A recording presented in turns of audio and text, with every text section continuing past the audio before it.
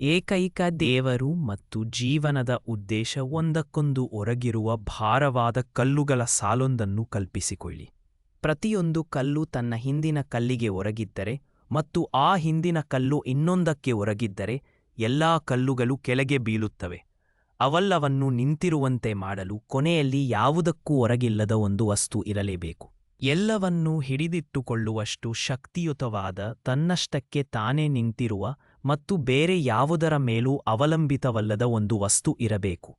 ವಿಶ್ವದಲ್ಲಿರುವ ಪ್ರತಿಯೊಂದು ವಸ್ತುವು ಆ ಕಲ್ಲುಗಳಂತೆಯೇ, ಪ್ರತಿಯೊಂದು ಕಲ್ಲು ನಿಲ್ಲಲು ಇತರ ಕಲ್ಲುಗಳಿಗೆ ಒರಗುವಂತೆಯೇ, ಅಸ್ತಿತ್ವದಲ್ಲಿರುವ ಪ್ರತಿಯೊಂದು ವಸ್ತುವಿಗೂ ಇತರ ಅನೇಕ ವಸ್ತುಗಳ ಅಗತ್ಯವಿದೆ.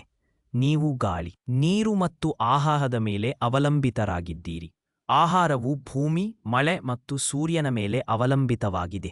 ಸೂರ್ಯನು ಭೌತಿಕ ನಿಯಮಗಳ ಮೇಲೆ ಅವಲಂಬಿತನಾಗಿದ್ದಾನೆ. ನೀವು ಎಲ್ಲಿ ನೋಡಿದರೂ ಒಂದು ವಸ್ತುವು ಹಲವಾರು ಇತರ ವಸ್ತುಗಳ ಮೇಲೆ ಅವಲಂಬಿತವಾಗಿರುತ್ತದೆ. ವಿಜ್ಞಾನವು ಈ ಸಂಬಂಧಗಳನ್ನು ಚೆನ್ನಾಗಿ ವಿವರಿಸುತ್ತದೆ. ಒಂದು ವಸ್ತುವು ಇನ್ನೊಂದರ ಮೇಲೆ ಹೇಗೆ ಅವಲಂಬಿತವಾಗಿದೆ ಎಂಬುದನ್ನು ಅದು ಹೇಳುತ್ತದೆ. ಆದರೆ ಈ ಸಂಪೂರ್ಣ ಕಲ್ಲುಗಳ ಸಾಲು ಮೊದಲ ಸ್ಥಾನದಲ್ಲಿ ಏಕೆ ನಿಂತಿದೆ ಎಂಬುದನ್ನು ಅದು ವಿವರಿಸುವುದಿಲ್ಲ.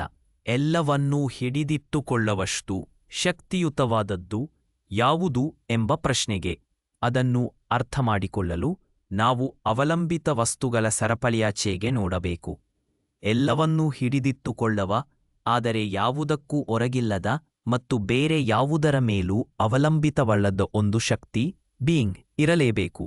ಎಲ್ಲಾ ವಸ್ತುಗಳನ್ನು ಹಿಡಿದಿಟ್ಟುಕೊಳ್ಳುವ, ಆದರೆ ಬೇರೆ ಯಾವುದರಿಂದಲೂ ಹಿಡಿದಿಟ್ಟುಕೊಳ್ಳಲ್ಪಡುವುದಿಲ್ಲ. ಆ ಅಸ್ತಿತ್ವವನ್ನೇ ನಾವು ಸರ್ವಶಕ್ತ ದೇವರು ಎಂದು ಕರೆಯುತ್ತೇವೆ. ಜೀವನದ ಉದ್ದೇಶ ಹಾಗಾಗಿ ಸರ್ವಶಕ್ತ ದೇವರು ನಮ್ಮನ್ನು ಮತ್ತು ನಮ್ಮ ಸುತ್ತಲಿರುವ ಎಲ್ಲವನ್ನೂ ಸೃಷ್ಟಿಸಿದನು. ನಾವು ಸುತ್ತಲೂ ನೋಡಿದರೆ ಪ್ರತಿಯೊಂದಕ್ಕೂ ಸ್ಪಷ್ಟವಾದ ಉದ್ದೇಶವಿರುವುದು ಕಂಡುಬರುತ್ತದೆ. ಸೂರ್ಯನು ಭೂಮಿಯನ್ನು ಬೆಚ್ಚಗಿರಿಸುತ್ತಾನೆ ಮತ್ತು ನೀರನ್ನು ಆಕಾಶಕ್ಕೆತ್ತಿ ಮೋಡಗಳನ್ನು ರೂಪಿಸುತ್ತಾನೆ. ಗಾಳಿಯು ಮೋಡಗಳನ್ನು ಚಲಿಸುವಂತೆ ಮಾಡುತ್ತದೆ. ಮೋಡಗಳಿಂದ ಬರುವ ಮಳೆಯು ಸಸ್ಯಗಳನ್ನು ಬೆರೆಸುತ್ತದೆ. ಸಸ್ಯಗಳು ಮತ್ತು ಪ್ರಾಣಿಗಳು ಮಾನವರಿಗೆ ಆಹಾರವನ್ನು ಒದಗಿಸುತ್ತವೆ. ವಿಶ್ವದಲ್ಲಿ ಯಾವುದೂ ಯಾದೃಚ್ಛಿಕವಾಗಿ ಅಥವಾ ಉದ್ದೇಶರಹಿತವಾಗಿ ಕಾಣುವುದಿಲ್ಲ. ನಿರ್ಜೀವ ವಸ್ತುಗಳಿಗೂ ಉದ್ದೇಶವಿರುವಾಗ ಒಂದು ತಾರ್ಕಿಕ ಪ್ರಶ್ನೆ ಉದ್ಭವಿಸುತ್ತದೆ.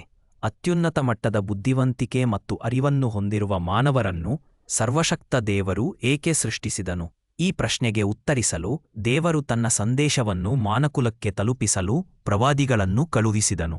ಪ್ರವಾದಿಗಳಾದ Adam, Noah, Abraham, Moses, David, Solomon, Jesus ಮತ್ತು ಜಾನ್ ಅವರಿಂದ ಹಿಡಿದು ಅಂತಿಮ ಪ್ರವಾದಿ, ಪವಿತ್ರ ಪ್ರವಾದಿ ಮುಹಮ್ಮದ್ ಅವರೆಲ್ಲರ ಮೇಲೆ ಶಾಂತಿ ಇರಲಿ ಅವರವರೆಗೆ ಪ್ರತಿಯೊಬ್ಬ ಪ್ರವಾದಿಯೂ ಒಂದೇ ಸ್ಪಷ್ಟ ಸಂದೇಶದೊಂದಿಗೆ ಬಂದರು.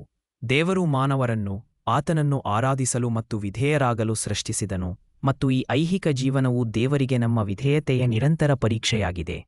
ನಮ್ಮ ಪ್ರತಿಯೊಂದು ಕಾರ್ಯ, ಮಾತು, ಆಲೋಚನೆ ಮತ್ತು ಉದ್ದೇಶಗಳನ್ನು ದೇವದೂತರು ದಾಖಲಿಸುತ್ತಾರೆ. ಮರಣದ ಕ್ಷಣದಲ್ಲ ಪರೀಕ್ಷೆಯ ಮುಗಿಯುತ್ತದೆ ಮತ್ತು ಫಲಿತಾಂಶಗಳು ಬಹಿರಂಗವಾಗುತ್ತವೆ.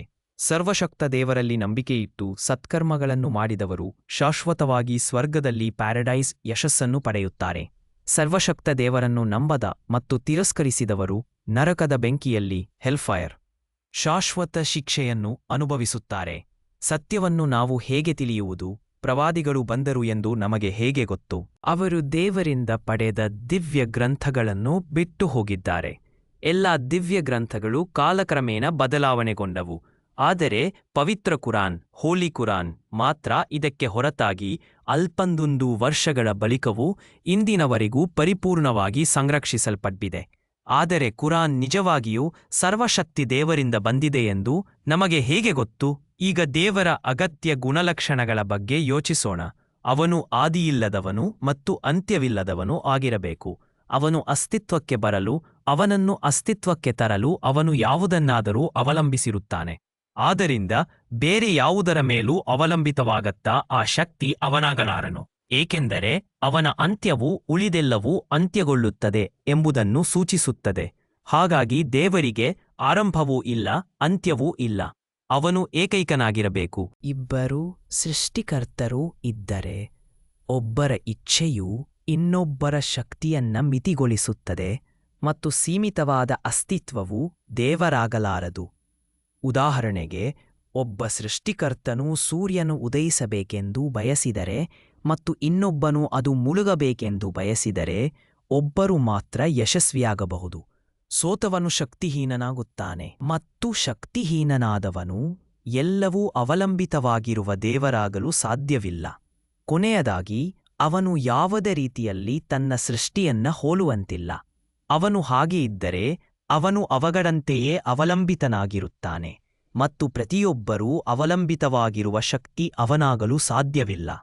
ಈಗ ನಿಮ್ಮನ್ನು ನೀವೇ ಕೇಳಿಕೊಳ್ಳಿ, ಜನರು ಆರಾಧಿಸುವ ಎಲ್ಲಾ ದೇವರುಗಳಲ್ಲಿ ಈ ತಾರ್ಕಿಕ ಮಾನದಂಡಗಳಿಗೆ ಯಾವುದು ಹೊಂದಿಕೆಯಾಗುತ್ತದೆ? ಅದು ಪವಿತ್ರ ಕುರಾನನ್ನು ಕಳುಹಿಸಿದ ದೇವರು. ಅಧ್ಯಾಯ 112ರಲ್ಲಿ ಅಲ್ಲಾಹ್ ಹೇಳುತ್ತಾನೆ, ಹೇಳಿರಿ, ಅವನು ಅಲ್ಲಾಹ್ ಏಕೈಕನು, ಅಲ್ಲಾಹ್ ನಿರಾಶ್ರಯಿ, ಸ್ವಾವಲಂಬಿ.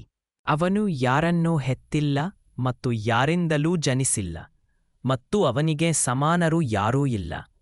ಏಕೈಕ ದೇವರು, ಯಾವುದರ ಅಗತ್ಯವಿಲ್ಲದವನು, ಎಲ್ಲದಕ್ಕೂ ಅವನ ಅಗತ್ಯವಿದೆ, ಶಾಶ್ವತವಾದವನು, ಮಗನಿಲ್ಲ, ತಂದೆಯಿಲ್ಲ, ಸೃಷ್ಟಿಗಿಂತ ಸಂಪೂರ್ಣವಾಗಿ ಭಿನ್ನವಾದವನು, ಪಾಲುದಾರನಿಲ್ಲ, ಸಮಾನರಿಲ್ಲ. ತರ್ಕವು ದೇವರು ಹೇಗಿರಬೇಕು ಎಂದು ಬಯಸುತ್ತದೆಯೋ ಕುರಾನ್ ದೇವರನ್ನು ನಿಖರವಾಗಿ ಹಾಗೆಯೇ ವಿವರಿಸುತ್ತದೆ. ಇದು ಕಾಕತಾಳೀಯವಲ್ಲ. ಪವಿತ್ರ ಕುರಾನ್ ನಿಜವಾಗಿಯೂ ವಿಶ್ವದ ಸೃಷ್ಟಿಕರ್ತನಾದ ಸರ್ವಶಕ್ತ ಅಲ್ಲಾಹ್ನಿಂದ ಕಳುಹಿಸಲ್ಪಟ್ಟ ಗ್ರಂಥ ಎಂಬುದಕ್ಕೆ ಇದು ಸಾಕ್ಷಿಯಾಗಿದೆ. ಆಹ್ವಾನಾದರಿಂದ ನಾವು ನಿಮ್ಮನ್ನು ಇಸ್ಲಾಂ ಧರ್ಮಕ್ಕೆ ಆಹ್ವಾನಿಸುತ್ತೇವೆ. ಆಕಾಶಗಳು, ಭೂಮಿ ಮತ್ತು ಅಸ್ತಿತ್ವದಲ್ಲಿರುವ ಎಲ್ಲವನ್ನೂ ಸೃಷ್ಟಿಸಿದ ಸತ್ಯದೇವರ ಆರಾಧನೆಗೆ. ಇಸ್ಲಾಂ ಅನ್ನು ಪ್ರವೇಶಿಸಲು ಪ್ರಾಮಾಣಿಕತೆಯಿಂದ ಸರಳವಾಗಿ ಹೀಗೆ ಹೇಳಿ: ಆರಾಧನೆಗೆ ಅರ್ಹವಾದ ಬೇರೆ ಯಾವುದೇ ದೇವರಿಲ್ಲ ಎಂದು ನಾನು ಸಾಕ್ಷಿ ವಹಿಸುತ್ತೇನೆ ಮತ್ತು ಮುಹಮ್ಮದ್ ಅವರು ಅಲ್ಲಾಹ್ ಅವರ ಪ್ರವಾದಿ ಎಂದು ನಾನು ಸಾಕ್ಷಿ ವಹಿಸುತ್ತೇನೆ, ನಂಬುತ್ತೇನೆ. ಅಶ್ಹದು ಅನ್ ಲಾ ಇಲಾಹ ಇಲ್ಲಾ ವ ಅಶ್ಹದು ಅನ್ನ ಮುಹಮ್ಮದನ್ ರಸೂಲುಲ್ಲಾ. ನಾವು ಹೇಳುವುದು ತಪ್ಪಾಗಿದ್ದರೆ ನೀವು 3 ನಿಮಿಷಗಳನ್ನು ಕಳೆದುಕೊಳ್ಳುತ್ತೀರಿ. ನಾವು ಹೇಳುವುದು ಸರಿಯಾಗಿದ್ದರೆ ನೀವು ದೂರ ಹೋಗುವ ಮೂಲಕ ಅಂತ್ಯವಿಲ್ಲದ ಪರಲೋಕದಲ್ಲಿ ಎಲ್ಲವನ್ನೂ ಕಳೆದುಕೊಳ್ಳುತ್ತೀರಿ. ನೀವು ಒಳಗೆ ನಡೆಯುವಿರಾ?